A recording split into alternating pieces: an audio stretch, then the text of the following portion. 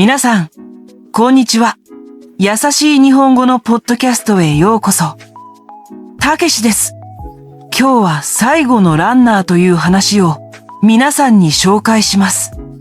これは私が体験したあるマラソン大会での忘れられない出来事です。本当の強さ、そして勝利とは一体何なのかを静かに、しかし力強く教えてくれる物語です。それでは始めましょう。夏の暑い日でした。私の住む町では毎年この時期に大きなマラソン大会が開かれます。たくさんの人が集まって街中がとても賑やかです。その日、私の仕事は救護車の中で待機することでした。レースの途中で怪我をした選手や気分が悪くなった選手を助けるのが私たちの役目です。車の運転手はケンジさんといういつも穏やかな男性です。私たちはスタートラインに並ぶ何百人ものランナーたちの一番後ろでスタートの合図を静かに待っていました。空気は選手たちの緊張と観客たちの期待で少し震えているようでした。レースが始まる直前、私は隣に座るケンジさんに言いました。ケンジさん、私たちの仕事は最後のランナーが無事にゴールするのを見届けることです。だから急がないでゆっくり運転してくださいね。ケンジさんはいつものように優しく笑って冗談を言いました。最後の人ができるだけ早く走ってくれるといいな。スタートの合図が鳴り響き、何百人ものランナーがまるで大きな波のように一斉に走り出しました。先頭を走る鍛えられた速い選手たちはあっという間に坂を駆け上がり、私たちの前から見えなくなりました。私たちはゆっくりと車を走らせ、ランナーたちの長い列の一番後ろに着きました。そして、レースが始まってから10分ほど経った時です。前方にたった一人、ポツンと離れて進む女性の姿が見えました。青いショートパンツと少し大きいヨレヨレの T シャツを着ています。私は思わず声を上げました。ケンジさん、見てください。私たちはこの人が最後のランナーだとすぐにわかりました。しかし、彼女は走っていませんでした。いいえ、走るどころか、普通に歩くことさえ、とても難しそうに見えました。彼女の足は、生まれつき、少しだけ内側に曲がっていました。一歩、また一歩と、足を前に出すたびに、体全体を使わなければならないようでした。彼女が懸命に進む姿は、見ているだけでこちらの胸が痛くなるほど苦しそうでした。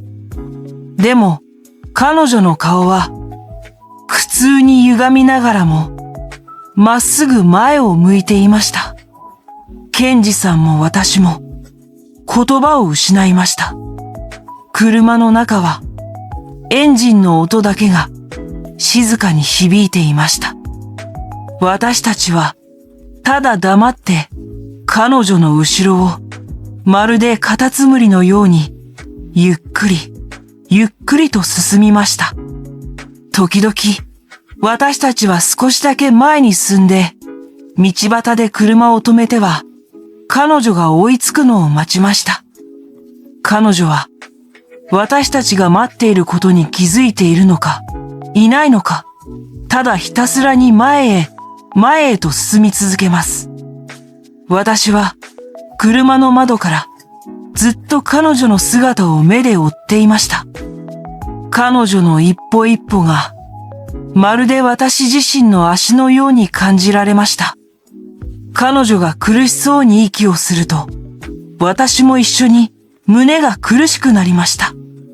いつしか私は心の中で、そして時には小さな声で彼女を応援し始めていました。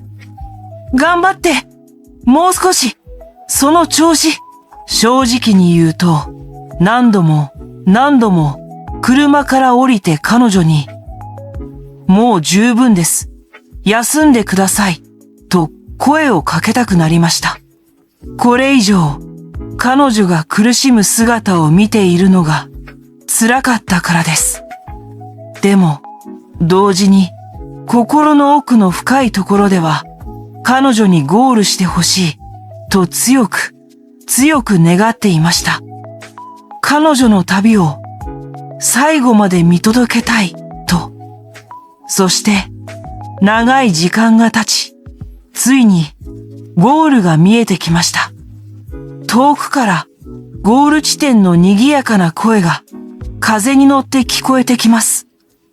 ゴールの前には一人の男性が心配そうな、でもとても優しい顔でずっと待っていました。彼は紙で作られた手作りのゴールテープの両端を震える手でしっかりと持っています。彼は最後のランナーである彼女が無事にゴールするのをたった一人で待っているのです。彼女は最後の一歩まで決して諦めませんでした。ゆっくりと。しかし、その歩みは少しも止まりませんでした。彼女はゴールで待つ男性のもとへまっすぐに進んでいきます。そして、ついに彼女は胸でそのテープを切りました。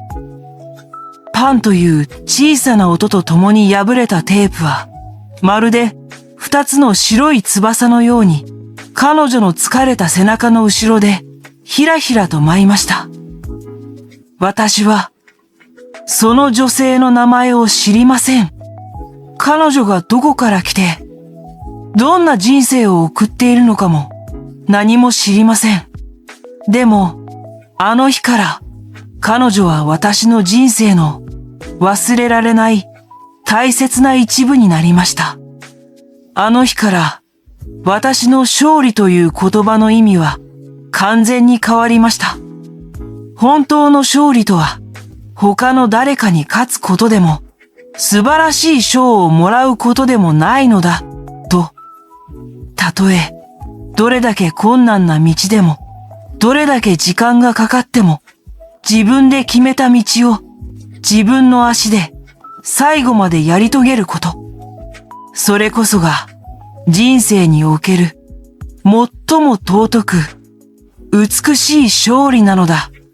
と、今でも仕事で大変な時、勉強がうまくいかない時、何かに挑戦してもう無理かもしれないと諦めそうになった時、私はいつもあの最後のランナーのことを思い出します。